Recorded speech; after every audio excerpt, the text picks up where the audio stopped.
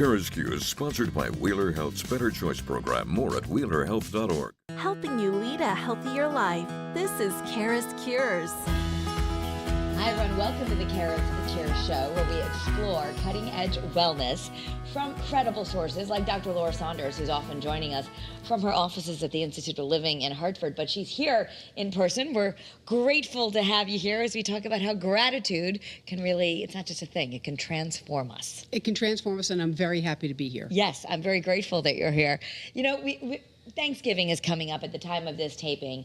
It's Wednesday before Thanksgiving, the week before, so we got another week or so. We always talk about this, but more and more science is saying, even when you're having a bad day, cultivating gratitude, making it part of every day, just like brushing our teeth, can really transform us.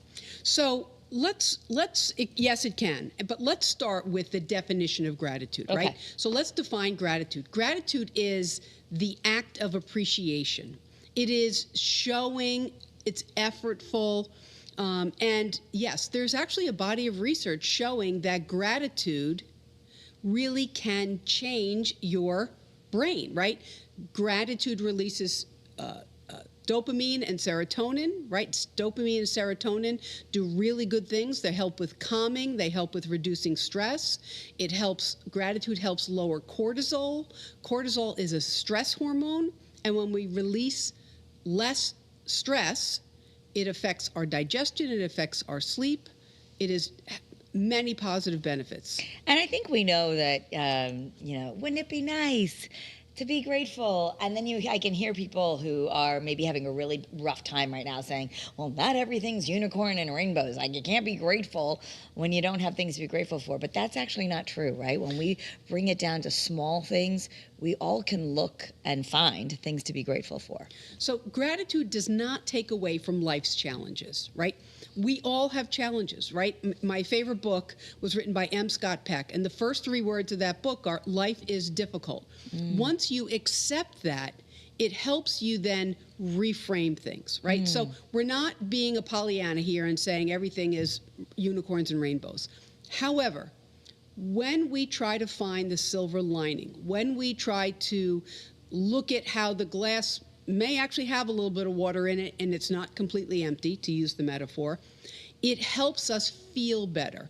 So it's not just about being Pollyanna. It really is about doing things to shift your focus. And when you shift your focus, it changes your perspective and it changes your attitude. What's the thing we have control over? I don't have control over some of the problems that fall upon me, but I have control over how I respond to them and my attitude towards them. Mm-hmm. So even if gratitude is not naturally your first feeling after you get some news, it's not that you want to reject that you're feeling, maybe you lost your job, and it doesn't mean you're not going to process that loss. How would you use gratitude in a situation when you're facing something and you really want to feel better? So that's a great example. I think oftentimes the holidays bring up not just positive memories, but also feelings of loss, right? People that were in your life or family members who are no longer with us, and that can create some melancholy. However, you can reflect on those losses. I don't want people to wipe away their feelings. I don't want to invalidate anyone. You can reflect on the fact that your mother may not be with, may have passed away, may not be with you anymore. However, it's looking at the positive memories that you had with your mother, right? The positive relationship that you had with that person that you lost. So it's not just focusing on the pain and the loss. It's really trying to find something that brings you a sense of inner warmth and connection, right? You can connect to old memories of someone that you lost or someone that's no longer with us. So there's ways to do that. You can honor the feeling, you can validate the feeling, but at the same time, if you wallow in that feeling, that is what you will attract around you. Yeah. And not even trying to deny, maybe you don't want to find gratitude around this difficult thing. It could be that you just shift your focus, you're saying. Like, I was reading an article the other day, just get really excited about how much you love your pillow or your blanket. Like, we can focus on things that we really are grateful for, and that will reduce our stress and even lighten our mood. Right. You can find the little things. You can be grateful that you have heat in your house, or that you love the way your bed feels at night, and that you're under warm blankets, that you have the ability to buy groceries, that thankfully this month you have the money to pay the electricity bill, even though electricity costs are soaring, right? There's ways that you can dial it back to really small things that you feel grateful for. And you can look at it from like a past, present, and future. Like, you find something from your past, a childhood memory, a childhood friend that you're still connected to, something in your present, what you have in the here and now. I have good health. I have a job. I have friends. I have family, right? And in the future, I look forward to what will happen tomorrow. I don't even have to look at the distant future. It can be, I'm hoping that tomorrow will be a good day, or it'll be sunny again tomorrow, so that I know will bring me a feeling of inner warmth. It's really focusing on things that you have control over, and it creates a habit, and that's really what we want to do. Yeah, and we're going to talk about some ways to keep a habit, because I think in the world of self-improvement, and maybe in this world where I interview a lot of experts on CURES, gratitude is just, oh yeah, I've heard that before. But do you think, from where you practice on your side of the couch, especially with young people, when I tell my kids, oh, come on, let's be grateful for this, do you think people are not being grateful enough intentionally? I think sometimes there is some satisfaction in holding on to negativity, right? It's like it's a bit of a self-fulfilling prophecy, and that's what people don't realize. So you've had some bad things happen, or it's been a difficult year, or it's been a difficult, fall for someone, and people wallow in the negativity. And because it makes them not have to work hard to change that. To get into like locus of control, right? Do you believe that you have an internal locus of control, i.e. I have control over the things that happen around me, or an external locus of control, I have no control over what happens to me, and therefore I have no control over how I react to it? So then you can blame. Okay. So then I can blame things. So a lot of this stuff really is about being mindful, right? What do we say mindfulness is all the time? Mindfulness is being in the present moment non-judgmentally. So the more we can be in the present moment and focus on what we really do have in our life, right? I have clothes on my back. I have a car to drive. I have a job. I have relationships that I've worked very hard on. Relationships, friendships, romantic relationships, none of them come easy. It's empowering people to believe that their effort can bear some fruit. Yeah. Well, I love that you say that we have to accept that life is going to come with difficulties, or that you just said relationships are hard work. If you've been married any length of time, I've been married 22 years. We look on Instagram and you think, gosh, what am I doing wrong? Well, everyone makes it look so easy, especially in this culture that we live in now. So you want us to know that when we accept that life actually has challenges, relationships have challenges, and gratitude is a tool that scientifically is actually lots of body of research that improves our relationships when we take a moment and express gratitude, which we could all be a little bit better about. I'm really easy to complain that you didn't unload the dishwasher. Maybe we forget to say, I'm so grateful that you made my coffee in the morning. Right. And that's the point, right? It's making the effort. And you brought up another thing which I think has shifted the dynamics of gratitude over the last, 10, 15 years, which is social media, right? Yeah. So a lot of times we look at the highlights of other people's lives. Oh my God, they have the best relationship with their mother, or the best relationship with their spouse, or they have the job that makes them so much money, and they buy the new car, and they have all these things, right? That's what we see. And then you feel broken or less than. Yes, we see the highlights of someone else's life, but then what we do is we compare them to the lowlights of our own life. So that's why social media really is very tricky, because the more you compare your lowlights to someone else's highlights, it just makes you feel inadequate. It makes you feel, as well, what do I have to be grateful for? I don't have a new car. Yeah. So it's that shift in focus to say, I might not have a new car, but I have a car that gets me back and forth to work every day. And I have a car that can take me somewhere to travel to see my kids at school or a friend. So it's really trying hard. It is an effort. And that's what I want to emphasize, is that this doesn't really come magically to a lot of people. it is a habit. It is a shift in your attitude. It takes some work to create more gratitude and thankfulness in your life. But you can do it. And so that's the thing. Is I guess that's what could maybe make us happy is if you know the why, maybe you're going to be more willing to do it. When we know that if you walk 10,000 steps a day, you might be improving your longevity or losing weight, the motivation would be that we're going to feel better if we start cultivating gratitude consciously in our life. Absolutely. But I also want to create more of a long-term mindset, right? Although, that being said, if you're in the Dunkin' line or in the Starbucks line and you buy a coffee for the person behind you, you're going to create instant gratitude. You're going to feel like you've done something nice for someone. And let me tell you, that person that just got a free cup of coffee is going to be ecstatic that they got a free cup of coffee. So there's ways to do things, little bursts of good feelings and short-term positive energy. But being grateful isn't going to magically make you feel better. It's a building block that you create day after day. Okay, so we're going to talk about some of how to do this building block, but first I want to get to some of the other studies. But even a lot of us struggle with sleep, and you found gratitude can offer improvement in sleep. How does that work? So what people don't necessarily realize is that the things that you dream about at night are often based on what you think about in the time before you go to sleep or go to bed. That's why the Egyptians, I guess, would have this whole ritual of like 2 hours to prepare to go to sleep. Right. I always say I like to settle to go to sleep, right? Yeah. So I settle my mind and I settle my body in order to sleep. So if I'm thinking about, this went wrong today and that went wrong today, and those are all, and this relationship is not how I want it to be, and I had a conflict with this person, if those are all the things that I'm thinking about before I go to sleep, you can bet that those conflicts are going to come up in your dreams and create less restful sleep.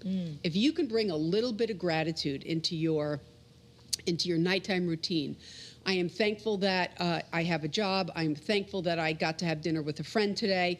I'm thankful that I had a good phone call with my daughter. Whatever it is, right?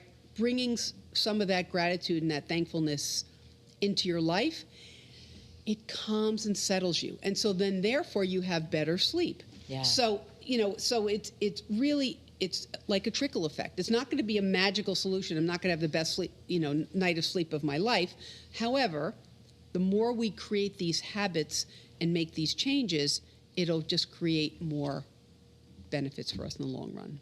Yeah, journaling is one of those ways, and we talked about this on Great Day Connecticut, that I love the idea of a journal, but then I always forget where I put it. So for me, I had it on my phone, which depends if you want to look at your phone before you go to bed, but it doesn't bother me. I have a little thing, but I was actually just the other day looking back. I have this little note, Apple has it, lives forever. It says IGF, and it might just be a few things, but as I was scrolling back, I'm like, oh, look at that. And you also see patterns of stuff that makes you happy. Like, I noticed I was grateful a lot for doing less. Like, I'm glad I had the night off, or I'm glad I went to bed early. And then you start realizing, right, I should probably try to not take on too much. Or this whole thing of doing a journal or writing it down really changes us. It does change us, right? I actually been carrying my journal around with me, right? And I put someone had given me a card that said, "You make the world a better place," right? So little things little things like that are really what help you feel better. So I have, taken on this practice in 2025 of writing things down on a daily basis. And it could be a quote that I saw that I really liked. It could be, sometimes it is my list of day's events, right? Yeah. Which is just because for me, I need to get it out of my head and I need to put it on paper so that I can then check it off. A worry dump. Yeah. So there's different ways. I mean, I don't have to always write what I'm thankful for, but getting into this physical habit of releasing things. It could be telling a friend. It could be having a conversation with your spouse. It's shifting your mindset, bringing things into your consciousness so that when you are talking about it, it's like, let me tell you about this good thing that happened to me today. It's not always focusing on the negative. Sitting around at family dinner and bringing up things that you feel grateful for, not just, I'm not saying you can't complain about something that went wrong. You have to release that too. But then you're modeling for your children at the family dinner how you are just grateful for the fact that you had a fun lunch with your coworker today, right? Whatever it is. And it is shifting the focus to the little things. You may not have enough money in your bank account. Your car might be 10 years old. Things might not be the best, but it's focusing on the little things. Okay.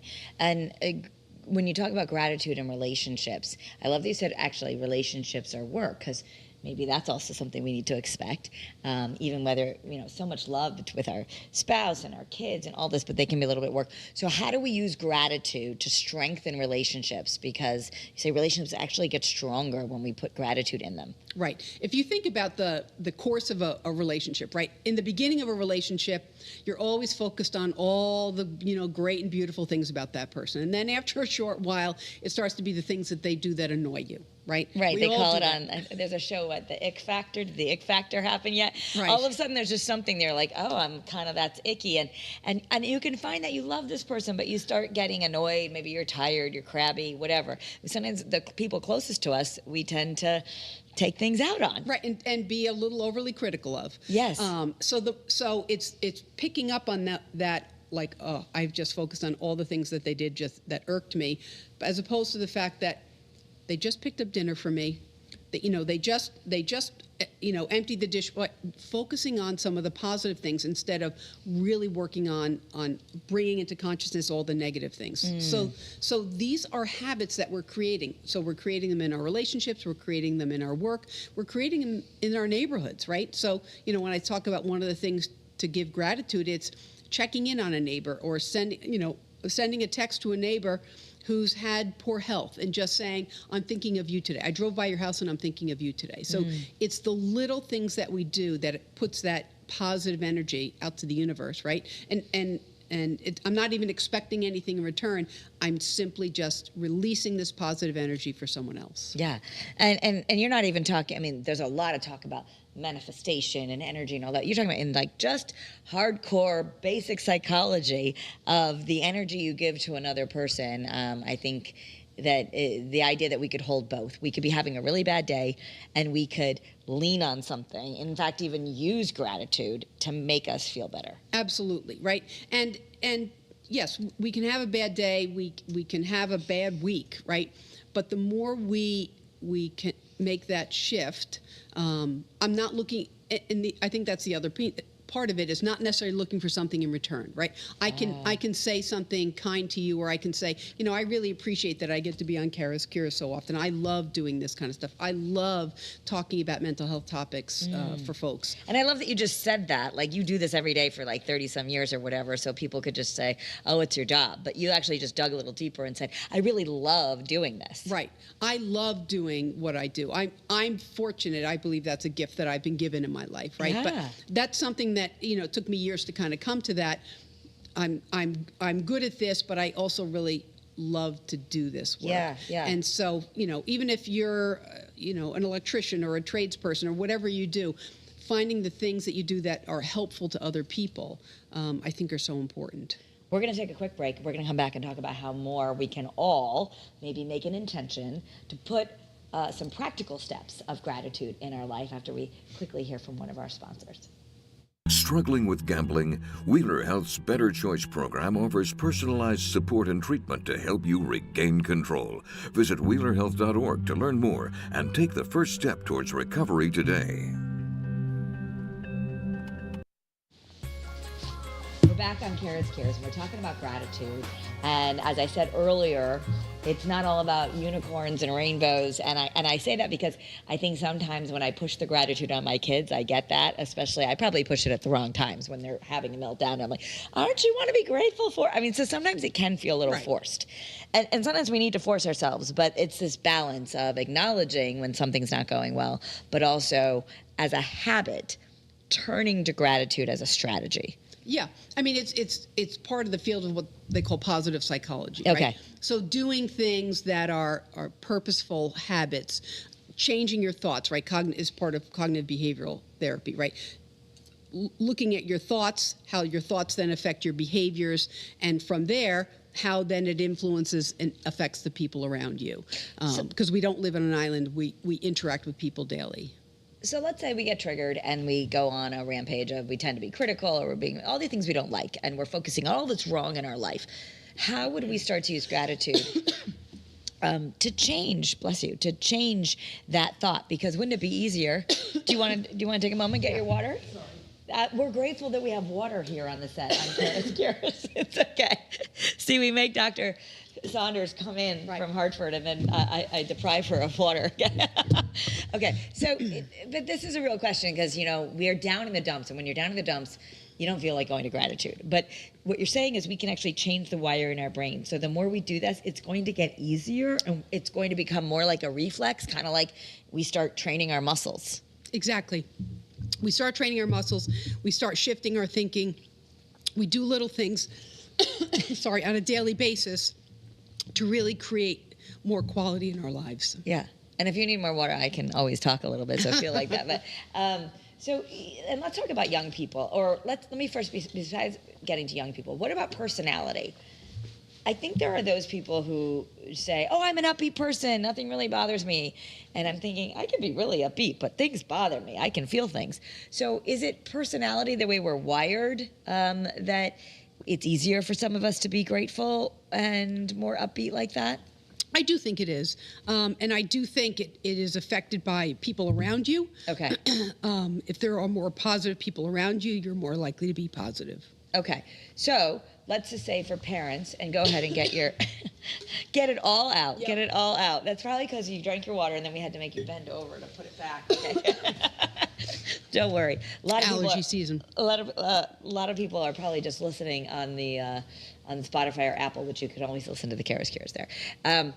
So if we want to cultivate this, and we're thinking, yes, I accept what you're saying, I can transform some things in my life. I would like to, use gratitude, even if it's not coming naturally all the time, to improve my stress and improve my resilience. What are some practical things we can do? So there are a lot of practical things. We can do volunteer work, right? Okay. This is a time, where there's a lot of volunteer opportunities.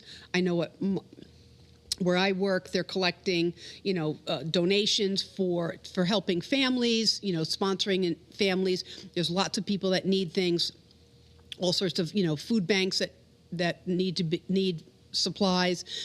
So doing volunteer things, giving back to your community, using a journal or a way to kind of record things that you feel grateful for, paying it forward, finding little things that you can do to be helpful to someone else in your life, showing more outward appreciation to your spouse or to your partner or to your families, your coworkers. So I really do like people to focus on the little things. I'm not going to change the world, but I can change little things in my life, and I can do positive things for the people around me, and it makes me feel better about myself, right? And so the more I do things to feel better about myself, the more likely I'm going to continue to do things to be helpful to others. And also, gratitude to ourselves is important, right? We're talking a lot about self-love these days. There's so much written about it, and people might be trying to be grateful or do volunteer work, but then internally, we can be kind of nasty, that angry roommate in our head. So is it important that we show gratitude to ourselves even when we're not measuring up to the standard we set? Yeah, I often use the term grace, right? We need to just be more grateful for what we have, but show ourselves grace. Like, all right, I didn't quite make that mark, and that's okay. Right. I'm tired today. I didn't get everything on my list done today, but I did the best that I could. So to really show yourself the grace and the kindness that you would extend to other people. We've talked on many of these segments about negative self-talk and how damaging that can be, because when you talk to yourself negatively, that angry or negative roommate that's in your head, when you do that, what you do is then you embody that. So the more you can give yourself the grace, be kind to yourself, it just makes it naturally easier to be kind to others. So how do we do it with the kids? Are teenagers just naturally grumpy and less grateful?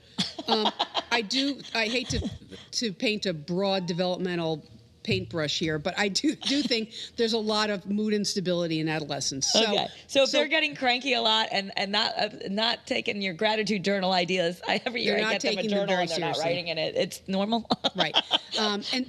But riding the positive wave when it does come, right? Riding those moments when you see that your child is really being kind to someone and you say, wow, that I feel like I've done a decent job as a parent because I've seen my child now be kind to someone else.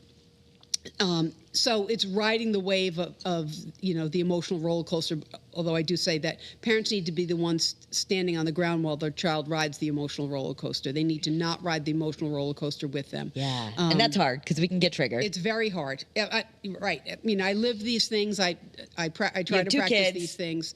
I think are they teenagers still, or No, one just no, turned? They turn into 20s. I have two young adults yes. now. Okay. So, all right. Yeah. But that's sometimes even harder because you have even less control. Yeah. So it's really giving up control. But riding the wave of mood instability and negativity that you sometimes see in your teens, your middle schoolers and your teens, but recognizing that this too shall pass, right? This is a stage of development. Adolescence is hard. It's identity development. It's who I am and what am I about and what's important to me. And so it's riding the wave and finding the positive moments. Yeah, yeah.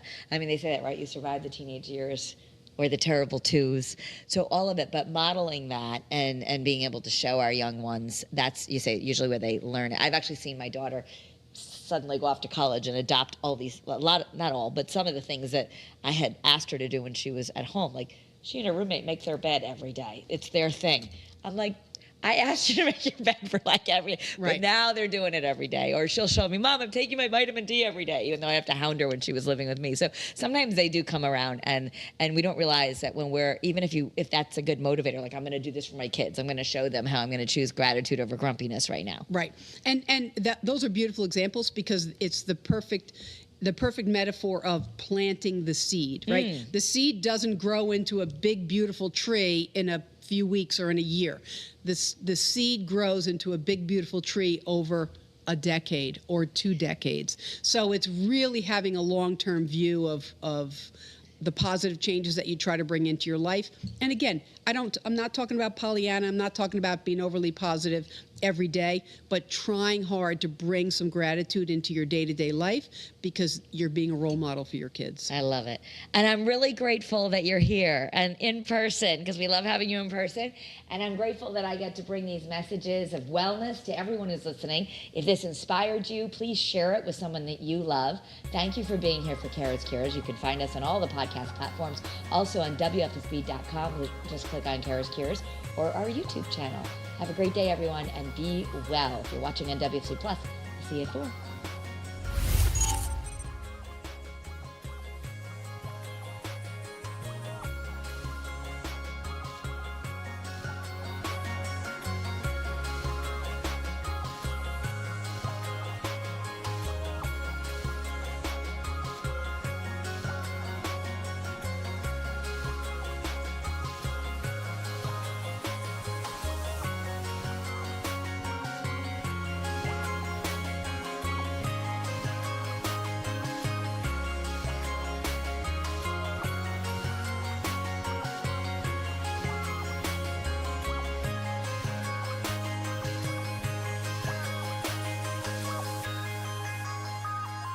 CURES is sponsored by Wheeler Health's Better Choice program. More at wheelerhealth.org.